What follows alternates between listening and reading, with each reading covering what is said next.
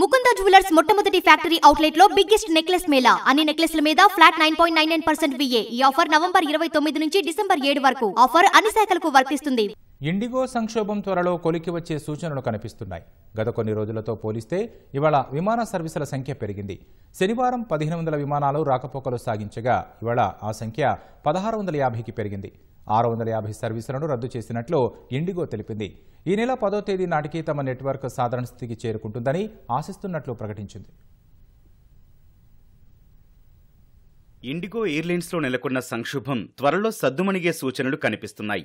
2300 దేశీయ, అంతర్జాతీయ సర్వీసులు కలిగి ఉన్న ఇండిగో ఇవాళ 1650 విమానాలు నడిపినట్లు ప్రకటించింది. 650 సర్వీసులను రద్దు చేసినట్లు తెలిపింది.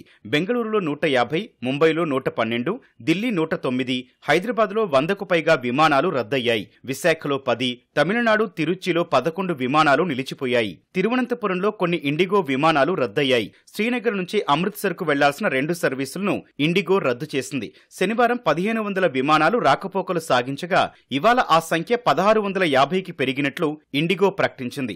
ఇండిగో ఎయిర్లైన్స్ ఆన్ టైం పనితీరు శనివారం మెరుగుపడింది. 6 మెట్రో విమానాశ్రయాల్లో ఇండిగో ఎయిర్లైన్స్ ఆన్ టైం పనితీరు 20.7% చేరినట్లు పౌర విమానయాన శాఖ ప్రకటించింది. నిర్వహణ లోపాలతో గత కొన్ని రోజులుగా వందలాది ఇండిగో విమానాలు రద్దు కావడంతో పాటు ఆలస్యంగా నడుస్తున్నాయి. ఫలితంగా దేశవ్యాప్తంగా విమాన ప్రయాణికులు తీవ్ర ఇబ్బందులకు గురవుతున్నారు.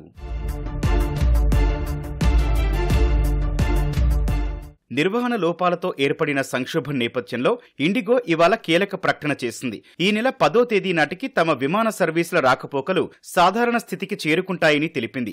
నెట్వర్క్ ను స్థిరంగా మెరుగుపరుస్తున్నట్లు ఇండిగో వెల్లడించింది.